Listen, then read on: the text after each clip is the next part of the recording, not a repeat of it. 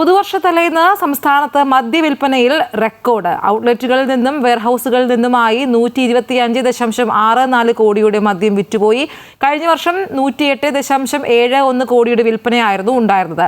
ഒറ്റ ദിവസം കൊണ്ട് 1 കോടി രൂപയുടെ മദ്യം വിറ്റ കൊച്ചി കടവന്ത്ര ബെവ്കോ ഔട്ട്ലെറ്റാണ് വിൽപ്പനയിൽ ഒന്നാമത്.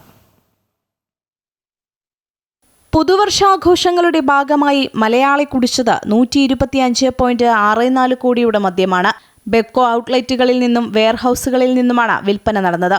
കഴിഞ്ഞ വർഷം 108.71 കോടി രൂപയുടെ വിൽപ്പനയായിരുന്നു നടന്നത്. ബെവ്കോ ഔട്ട്ലെറ്റുകളിലൂടെ മാത്രം പുതുവർഷ തലേന്ന് 105.78 കോടി രൂപയുടെ വിൽപ്പന നടന്നു. 2024 നടന്നത് 97.13 കോടി രൂപയുടെ വിൽപ്പനയായിരുന്നു. ഏറ്റവും അധികം വിറ്റുപോയത് ഇന്ത്യൻ നിർമ്മിത വിദേശ മദ്യമാണ്. 92.89 കോടി രൂപയ്ക്കാണ് വിറ്റുപോയത്. ഒറ്റ ദിവസം കൊണ്ട് 1 കോടി രൂപയുടെ മദ്യം വിറ്റ കൊച്ചി കടവന്ത്ര ബെവ്കോ ഔട്ട്ലെറ്റാണ് വിൽപ്പനയിൽ ഒന്നാമത്.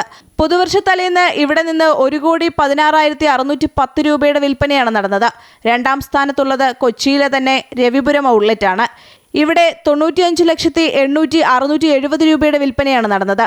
മൂന്നാം സ്ഥാനം 82,86,090 രൂപയുടെ വിൽപ്പന നടന്ന എടപ്പാൾ കുറ്റിപ്പാല ഔട്ട്ലെറ്റാണ്.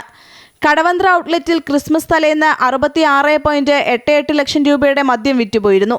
16.93 കോടി രൂപയുടെ അധിക വിൽപ്പനയാണ് ഇക്കൊല്ലം നടന്നത്. അമൃത ന്യൂസ്, തിരുവനന്തപുരം.